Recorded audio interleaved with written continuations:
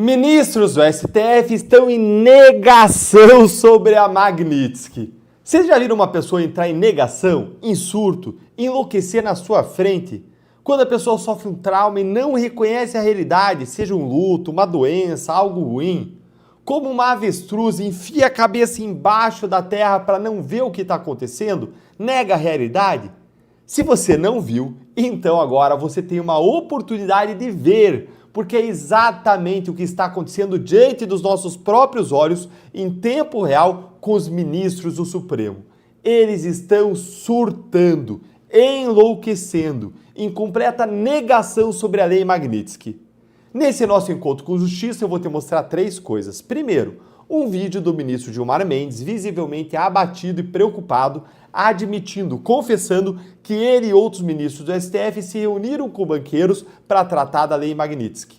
Segundo, eu vou mostrar para você qual que é o motivo oculto que faz os ministros temerem essa lei, um motivo que a gente até agora não tinha percebido, que não relembrava, não via. E terceiro, eu vou te mostrar qual que é a opção contra a Magnitsky que eles estão considerando, que prova que eles surtaram, realmente enlouqueceram, você não vai acreditar. Bora então aqui direto ao primeiro ponto, com este vídeo aqui do ministro Gilmar Mendes que viralizou nas redes sociais. Olha aí. Ministro, e aproveitando, procede que vocês tenham se reunido ou tem gerado incômodo às decisões do ministro Moraes, tem pedido para ele, de fato, maneirar as decisões em relação ao tema golpista, envolvendo o ex-presidente Jair Bolsonaro? É verdade que nós temos nos reunido para conversar sobre os efeitos dessas sanções e temos tido conversas a propósito disso, como é natural. Nenhum incômodo quanto a decisões do ministro Alexandre de Moraes, que, como eu já disse em outro momento, cumpriu e cumpre um papel importantíssimo na defesa da democracia brasileira. Opa, o mesmo ministro Gilmar, que segundo a imprensa está admitido pelos interlocutores que sim, Moraes abusou do seu poder e praticou excessos. É ele que agora, em público, ele nega. E nós o apoiamos de maneira inequívoca. Então, isso tem que ficar bastante claro. Nós estamos tomando decisões, e não são só decisões, ele é apenas o relator, mas estamos tomando decisões colegiadas, seja no pleno, seja na turma, em nome do Supremo Tribunal Federal. E vocês se reuniram também com banqueiros, já se sabe melhor os impactos da lei Magnitsky, e amanhã tem a reunião do Eduardo Bolsonaro na Casa Branca. Temem mais sanções, não só o Moraes, mas a Corte? Não estamos avaliando isso. Temos conversado sobre eventuais consequências dessas medidas restritivas e de como outros países têm lidado com elas, e somente isso. Gente, me responda uma coisa aí nos comentários. Alguém já viu o ministro Gilmar Mendes tão abatido, tão preocupado, tão desanimado, tão jururu assim? Olha, eu nunca vi. O ministro Gilmar Mendes, ele está sempre altivo, poderoso, debochado, ironizando tudo e todos, mas agora parece aí que o estoque de ironias do ministro acabou. Ele não disse nada como ainda temos Paris, ou ainda como ninguém queria ver o Mickey mesmo. E vejam que ele admitiu as reuniões com os banqueiros para tratar da Magnitsky, porque, como inclusive eu mostrei aqui no canal, os ministros do STF deram uma missão para Rodrigo Maia. Dá um jeito de os bancos brasileiros não aplicarem a Magnitsky contra Alexandre de Moraes. E pasmem, os ministros ficaram irritados com o vazamento dessas reuniões com os banqueiros. Olha só o que saiu na coluna da Bela Megalha aí no Globo. A irritação de ministros do STF após o almoço com banqueiros para debater a crise com Trump. Olha aí, a avaliação de magistrados é que versões vazadas do encontro têm colocado os membros da corte na posição de acuados, como se eles tivessem pedido uma espécie de socorro ao setor financeiro após a aplicação da lei Magnitsky contra o ministro. E não é verdade? Gente, eles estão surtando porque a imprensa está finalmente mostrando a verdade, como eles estão absolutamente apavorados, perdidos, preocupados, correndo atrás do rabo, com medo absurdo da Magnitsky. Eles tentam interlocução com os Estados Unidos e tomam porta na cara, como eu já mostrei para vocês aqui, e eles não suportam serem contrariados publicamente, serem expostos à imprensa, serem mostrados como acuados, que é como eles estão na verdade, e o vídeo do Gilmar é uma prova disso. Isso me leva ao meu próximo ponto, o motivo oculto para os ministros terem tanto medo da lei Magnitsky. É claro que eles têm um medo imenso de ter o seu patrimônio bloqueado, de serem excluídos do sistema financeiro mundial, mas tem um outro medo oculto que foi revelado em uma matéria do Estadão. Olha aqui comigo. Uma das sanções vislumbradas é a proibição de realizar operações financeiras com empresas sediadas nos Estados Unidos. Isso poderia afetar, em tese, o hábito de alguns ministros de proferir palestras em eventos. Se o patrocinador tiver sede nos Estados Unidos, não seria possível contratar um ministro do Supremo no caso de aplicação dessa punição. Como mostrou o Estadão em setembro de 2024, o mercado de palestras rende cachês de até R$50 mil por hora para ministros do Supremo, STJ e TST. Opa! Agora está explicado. Palestras em que são pagos até R$50 mil por hora para os ministros.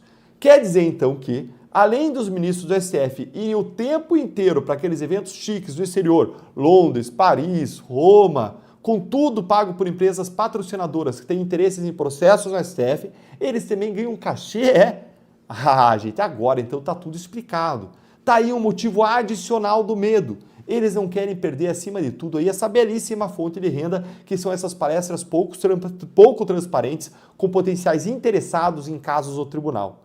E bora agora para o terceiro ponto que você não vai acreditar na solução que os ministros do STF estão abertamente considerando como uma forma aí de lidar com a Magnitsky. Com essa matéria, dá uma olhadinha aqui do Valor Econômico. Ministros do STF avaliam barrar a aplicação da Lei Magnitsky por bancos brasileiros. Isso aqui, gente, mostra que eles estão em absoluta negação, surto total. Isso é inacreditável. Para salvar a Moraes e talvez os outros 7 ministros, o STF está considerando condenar todos os brasileiros, toda a economia brasileira e todo o sistema financeiro e bancário brasileiro, é isso? Ele está disposto a jogar todo mundo na fogueira? É como condenar os bancos a fecharem as portas. Deus tenha misericórdia de nós diante de tanta insanidade, de tanta instabilidade emocional, de tanta loucura. E se você, como eu, se interessa não só por todo o aspecto político disso tudo que a gente está vivendo hoje, mas também pelo aspecto espiritual, da fé, se você é cristão, se você defende a verdade, valores inegociáveis, não deixe de participar no dia 19 de agosto, próxima terça-feira, às 20 horas, anota aí na agenda, da aula magna Guerra Cultural, a batalha pela sua mente, comigo e com a Cris Correia. Bora entender os problemas sociais e políticos do Brasil a partir da luz e das lentes cristãs da Bíblia. Vai ser no meu canal aqui do YouTube e eu espero você lá. Até já! Pavor total! Ministros arregam e pedem a Moraes para maneirar nas decisões. Como assim, Deltan? Como é que é? Pois é, gente, eu nunca achei que eu viria isso. Você também nunca achou que viria isso, mas está acontecendo. Nesse nosso encontro com justiça, eu vou mostrar para você uma matéria tão inacreditável, tão surreal, que eu tive que ler ali umas 2 vezes para eu ter certeza que não era fake news, que eu não estava delirando completamente. Olha só essa coluna da Malu Gaspar no jornal O Globo. Ministros do STF pediram a Alexandre de Moraes para maneirar nas decisões. Vou te mostrar. Pelo menos 2 ministros do STF pediram a Alexandre de Moraes na semana passada que adotasse mais cautela nas suas decisões do processo da trama golpista em relação à crise deflagrada por sua decisão de colocar Jair Bolsonaro em prisão domiciliar. Isso aqui é inédito, gente. De fato, a gente nunca viu isso aqui acontecer, jamais. A ordem que existe dentro do Supremo sempre foi de mostrar unidade, de formarem um escudo ao redor do ministro Alexandre de Moraes, de mostrarem um apoio irrestrito a ele, tanto dentro quanto fora do tribunal, inclusive agora com a Magnitsky aplicada. Mas esse apoio artificial ao Moraes já começou a rachar, a ruir faz tempo. E o próprio fato de que essa informação foi vazada para a imprensa é uma prova disso. Os ministros que vazaram isso aí, para jornalista, eles queriam deixar claro para a sociedade brasileira inteira que eles pediram para Moraes que se acalme, pediram a Moraes que abaixe a bola, que modere nas decisões, para que depois ninguém possa dizer que os colegas de Moraes não fizeram nada para pará-lo quando a crise com os Estados Unidos vier a escalar no futuro. Isso é evidente. Mas será que vai dar certo? Olha, eu acho que não. Eu sugiro que os ministros ofereçam aí umas jabuticabas para o Moraes para ver se ele se acalma. Bora seguir aqui então para entender essa história melhor. De acordo com interlocutores dos 3, Gilmar Mendes e Luiz Roberto Barroso tiveram conversas reservadas com Moraes em que deixaram claro o incômodo com a forma como a decisão foi tomada. De ofício, ou seja, sem pedido de ninguém por iniciativa própria, sem nem consultar a PGR e sem consultar os outros integrantes da corte. Opa, opa, opa! Pera que isso aqui é surpreendente. Quer dizer então que o Gilmar Mendes ele foi reclamar para o Moraes da ordem de prisão a Bolsonaro. Mas não é o ministro Gilmar Mendes que está dando uma entrevista atrás da outra, negando, dizendo, olha, não tem incômodo nenhum com o ministro Moraes aqui no tribunal, nós apoiamos Moraes irrestritamente. Quer dizer então que no escurinho dos bastidores do STF, Gilmar, na verdade, ele está reclamando? Dá uma olhadinha aqui nesta outra nota, mas olha, não conta pra ninguém. Olha aí, ó. Gilmar Mendes reconhece excessos em decisões, mas mantém blindagem a Moraes. O que um medo da Magnitsky não faz, não é, ministro Gilmar? Mas não se preocupe não, ministro. Se você sofrer a Magnitsky, é só recorrer para o Trump. Ou qualquer coisa, nós sempre temos Paris. Bora seguir aqui que nós chegamos agora a um ponto central dessa história. Relatos feitos pelos próprios ministros a interlocutores são de que não houve briga ou discussão, até porque Moraes não reage bem à pressão. Olha a personalidade aí do ministro. Dada a maior proximidade, porém, deram um toque ao colega do Supremo, por assim dizer. Outros ministros também afirmaram nos bastidores não terem gostado nem da decisão e nem das suas consequências, mas não se sentem à vontade para falar sobre isso diretamente com o relator dos inquéritos contra o bolsonarismo. Moraes, por sua vez, deixou claro aos dois que não pretende recuar.